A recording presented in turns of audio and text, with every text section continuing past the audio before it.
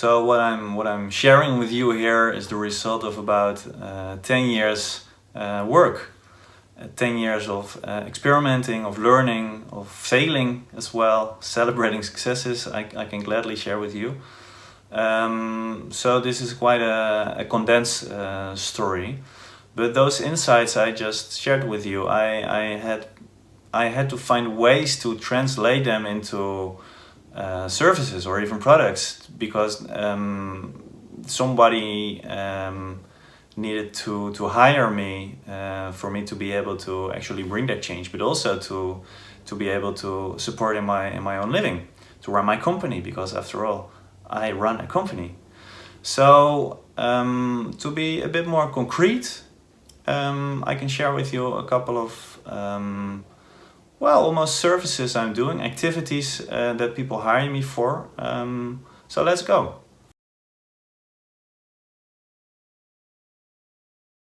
I help companies and organizations to really deeply understand their own culture, the unwritten rules, tensions within the company, polarities within the company. And I do that in a very, in different ways, but also in a very classic anthropological way, just by doing field work. And not for months, but more often for weeks and sometimes even for days. Walking around, hanging around at the coffee machine, trying to understand what's on the whiteboard or on the brickboard in the hallways, to hear what the people at the call center are saying, but also to attend meetings of management teams and boards, to really deeply understand a group of people. You need to be everywhere and understand all their languages, sorrows, and the tensions in those fields. So I do this by doing classic anthropology. I get the key of the company, and then they ask me, well, just go and help us understand our own culture. So, and then after a couple of days, weeks, sometimes months, I return and I present my findings to everybody that's in the research, everybody that's on the picture, I would say. And I present my findings, and I preferably not in a report, because that can start living its own life, but in a presentation for everyone who was involved. So sometimes it's 10 people, and sometimes it's about 1,000 people. So somewhere in between is my scope. Followed by a dialogue with all those people about what this means, about what they recognize, what they don't recognize, how they feel about it, what they believe should change, but also what they think are really strong assets of the group, and that definitely shouldn't change but should stay. So I'm not there to tell them what to do. I show them where they are, and then they design and decide what needs to be done. And that's a very strong method I found out over the past years.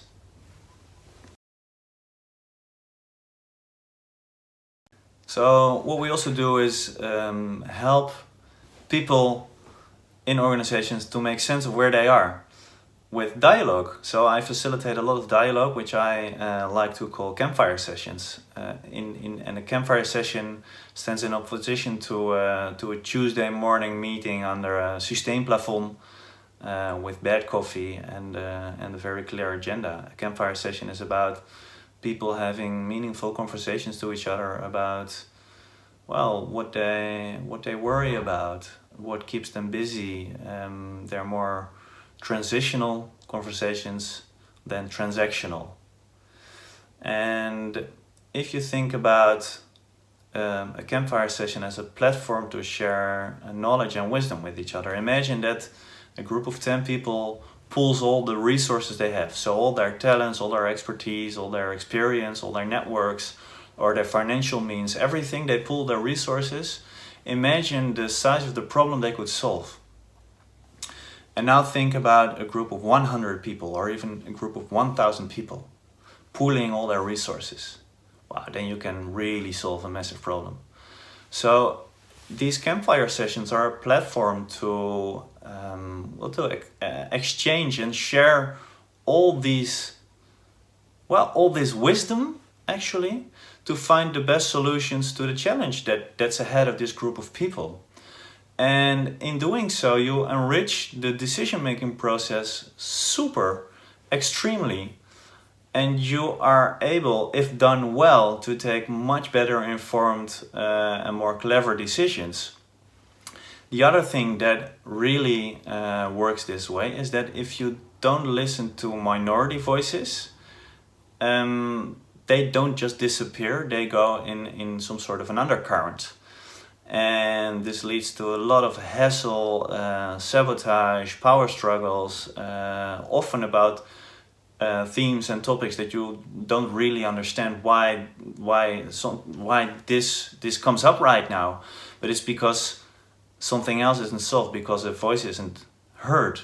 So if you really create this campfire platform, and we actually call them this way in very non-campfire like organizations, with a lot of beta scientists, with engineers, with people who are really not fond of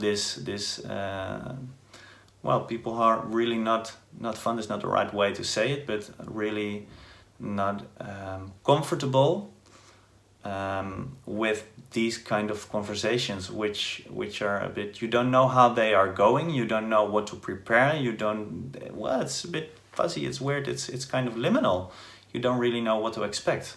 And this is exactly where people really have meaningful conversations, because you could get touched by something that somebody else says, or you could touch somebody else by the things that you say. And the discussion is quite easy, because you go in with one opinion and you go out with one opinion, and you hope in the meantime you have convinced somebody else. But a dialogue is much more difficult, because you go in with an idea or an opinion, and you might get touched or maybe even hurt by somebody else. And then your opinion changes, or your idea changes, and you come out with a different idea and new insights, or a richer understanding of the world. So these are campfire sessions, campfire dialogues, and I use a lot of deep democracy, which is a method for having conversations about topics that are often put away or postponed because they're a bit, we don't want to go there as a team or as an organization. But those conversations are really important to have. So that's what I'm often hired to do, facilitate those kind of dialogues to solve, to tackle challenges, conflicts, or tension.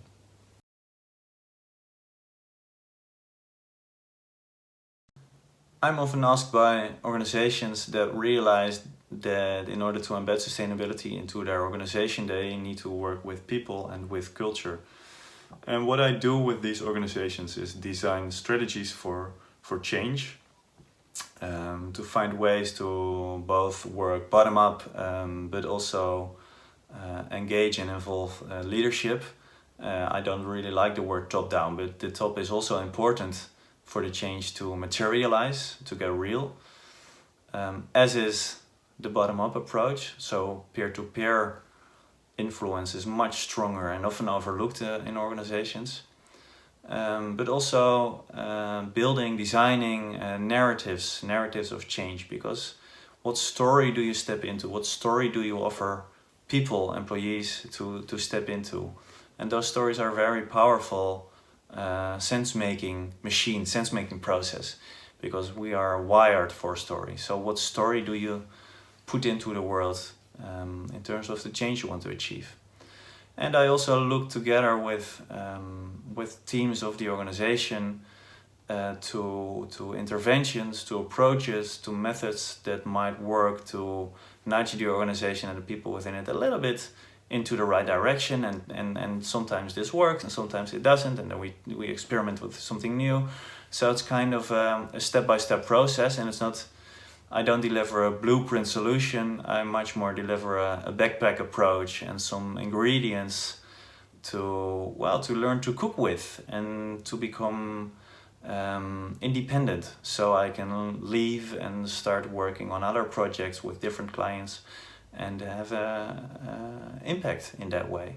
So I summarize all these activities as building cultures of sustainability, building green cultures. That's what I do.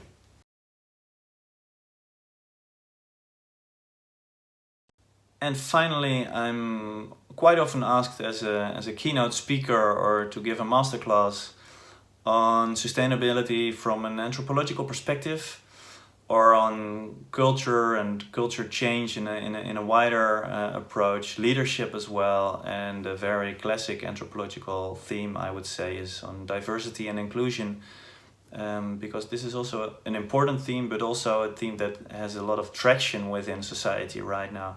So I'm asked to deliver keynotes to inspire people to look at it differently, to get out of their comfort zone, to understand better why they do what they do. And more I'm designing and providing training programs on these topics to help people look differently, to train them to look differently as an anthropologist, to train them to facilitate those dialogues, to be able to remain neutral and to feel compassion in the volcano that a conflict can be, to design strategies that work, to embark on this backpack trip that a culture change or working with culture in general actually is. So giving them the tools, the ingredients, the ways to look, to do this themselves. And I think this is great, and it provides the people in my trainings, but also in my audiences with really new insights, with new ideas on how to approach their organizations and the challenges that they face in their functions. So anthropology is really needed and really valued also by the people I work with.